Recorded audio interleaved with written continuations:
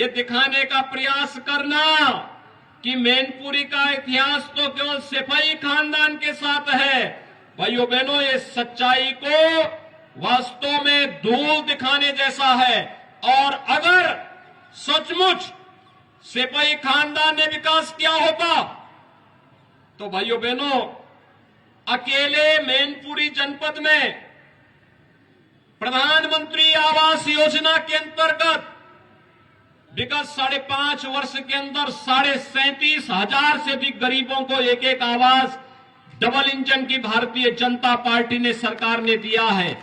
ये आवास आखिर इन गरीबों को 4-4 बार समाजवादी पार्टी की सरकार रहने पर क्यों नहीं उपलब्ध हो पाए? भाइयों बहनों, अकेले मैनपुरी जनपद में 2,81,000 गरीबों के लिए एक एक शौचालय बने और यही नहीं 549 सामुदायिक शौचालय भी आपके मैनपुरी जनपद में डबल इंजन की भारतीय जनता पार्टी की सरकार ने बनाए।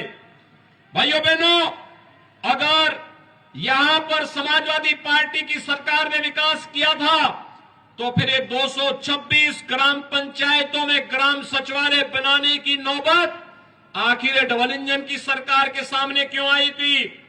और यही नहीं, पीएम स्वनिधि योजना में ठेला खोमचा रेड़ी लगाने वाले कैसे 5,000 पटरी व्यवसायियों के लिए भी पीएम स्वनिधि योजना में ब्याज फ्री ऋण की सुविधा उपलब्ध करवाने का कार्य ये भी डबल इंजन की सरकार ने किया है।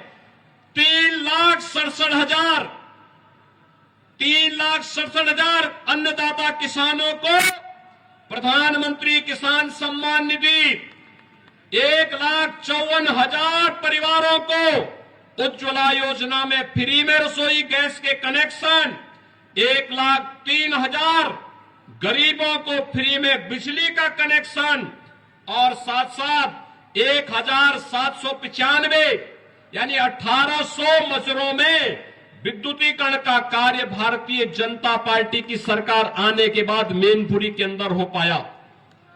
भाइयों बहनों, गरीब को स्वास्थ्य की सुविधा प्राप्त हो, 3,02,000 से अधिक गोल्डन कार्ड जिसमें 5 लाख रुपए सालाना स्वास्थ्य बीमा का कवर यहां के गरीबों को प्राप्त हो रहा है, यह भी भारतीय जनता पार्टी की सरकार ने दिया।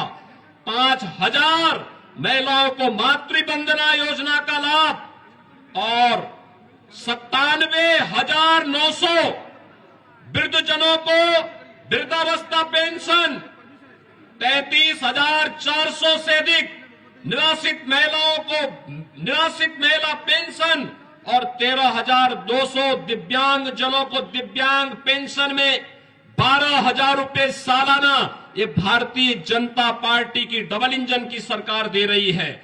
और भाइयों बहनों, कन्या सुमंगला योजना में भी 10,000 बालिकाओं को इस योजना के साथ जोड़ने का कार्य हो रहा है। तो मुख्यमंत्री सामूहिक विवाह योजना में 2,500 बेटियों की शादी भी इस योजना के अंतर्गत यहां पर संपन्न हुआ है। भाइयों बहनों, ये कुछ आंकड़े हैं जो मैनपुरी जनपद की सच्चाई को आपके सामने रखती है और इसीलिए आज मैं आपसे कहने के लिए आया हूं। भाइयों बहनों, कोरोना कालखंड में आपने देखा होगा, कोरोना कालखंड की बात छोड़िए, 8 महीने पहले विधानसभा के चुनाव हुए थे। मैनपुरी में हमारे विधायक, प्रदेश सरकार के मंत्री, वे लगातार मैनपुरी में रहते हैं। भोगांव से हमारे विधायक श्री राम नरेश अग्निहोत्री लगातार जनता की सेवा में है। करहल में आपने जिन्हें विधायक चुन करके भेजा, भाइयों बहनों, करहल में जीतने के बाद दूसरी बार जनता जनार्दन ने उनके दर्शन नहीं किए होंगे और 27 बार करहल में जनता जनार्दन की सेवा के लिए केंद्रीय मंत्री प्रोफेसर एसपी सिंह बघेल ही बार बार वहां गए हैं। किसनी में हमारे कार्यकर्ता गए हैं। लेकिन भाइयों बहनों, कभी भी समाजवादी पार्टी के लोग एक बार करते हैं और इसलिए अब इसका नाम तो समाजवादी रखना भी मुझे लगता है यह अपने आप में जनता को भ्रम में डालने जैसा है। इन्होंने विकास कराया होगा, अपना किया है, अपने परिवार का किया है, अपने परिवार के बाहर किसी का नहीं किया है, किसी अन्य गरीब का जिसने भी उभरने का प्रयास किया उसके साथ क्या कुछ हुआ यह हर व्यक्ति जानता है। और भाइयों बहनों, आज तो मुझे आप सबको बताते हुए एक नया रहस्य मैं आपको बता रहा हूं। ये समाजवाद, ये जेपी का समाजवाद नहीं है, डॉक्टर लोहिया का समाजवाद भी नहीं है। चचा शिवपाल तो डॉक्टर लोहिया के बारे में लिखते हैं, लेकिन उनको स्वयं नहीं मालूम होता है कि वे क्या लिख रहे हैं, उनको स्वयं नहीं मालूम है। ये समाजवाद के जो अलग अलग ब्रांड हैं वह एक खानदान में भी देखे जा सकते हैं। भाइयों बहनों, शिवपाल जी का जो समाजवाद है वह है जिसकी लाठी उसकी भैंस, यानी ये लठैत समाजवाद है इनका। प्रोफेसर राम गोपाल यादव का समाजवाद वह पूंजीवाद में बदल गया है।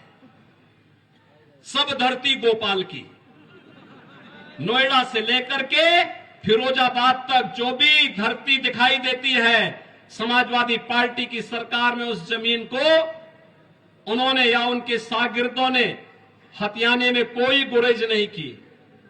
और अखिलेश जी का समाजवाद तो अवसरवादी समाजवाद है। भाइयों बहनों, शिवपाल जी के साथ क्या हुआ था हर व्यक्ति समझता है। पिछली बार तो कम से कम जसवंत नगर नेताजी के नाते मिल गई, अगली बार जसवंत नगर भी नहीं मिलने वाली है उनको, यह हर व्यक्ति जानता है। और जब भी समाजवादी पार्टी को चुनाव हारने होते हैं दो काम जरूर कर लेते हैं। एक तो बहाना कर लेते हैं, पहले से ही पृष्ठभूमि बांध लेते हैं कि साहब ईवीएम में गड़बड़ी है।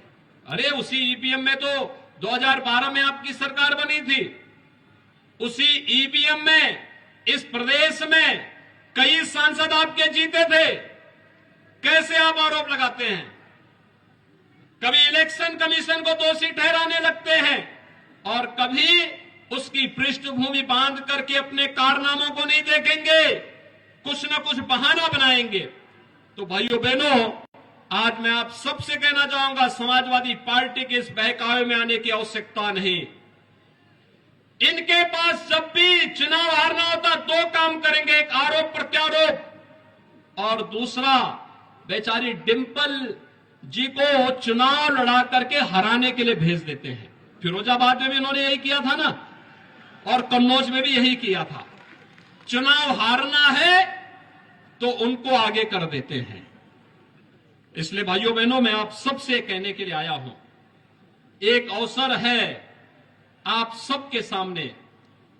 आप सब मैनपुरी लोकसभा सीट से जुड़े हुए, पांचों विधानसभा क्षेत्र से जुड़े हुए, चाहे वो मैनपुरी हो, भोगांव हो, करहल हो, किसनी हो या जसवंत नगर के सभी मतदाता भाइयों बहनों के सामने, और वह है कि सिपाही खानदान से मुक्ति हो, यहां के नौजवानों के लिए, अन्नदाता किसानों के लिए, व्यापारियों के लिए, बहन बेटियों के लिए सुखद और सुरक्षित माहौल आगे बने, विकास की एक प्रक्रिया के साथ आगे बढ़ने का अवसर प्राप्त हो।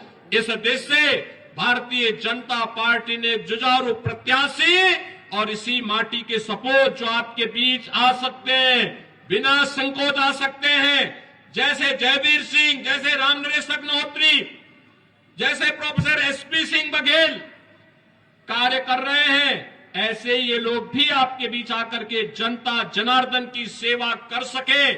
विकास की नई नई योजनाओं को, जैसे आवास दिए गए, जैसे राशन की सुविधा उपलब्ध करवाई गई, जैसे बिजली के कनेक्शन उपलब्ध करवाए गए, जैसे अन्य तमाम लोक कल्याणकारी योजनाएं और विकास की योजनाओं का लाभ यहां उपलब्ध करवाया जा रहा है।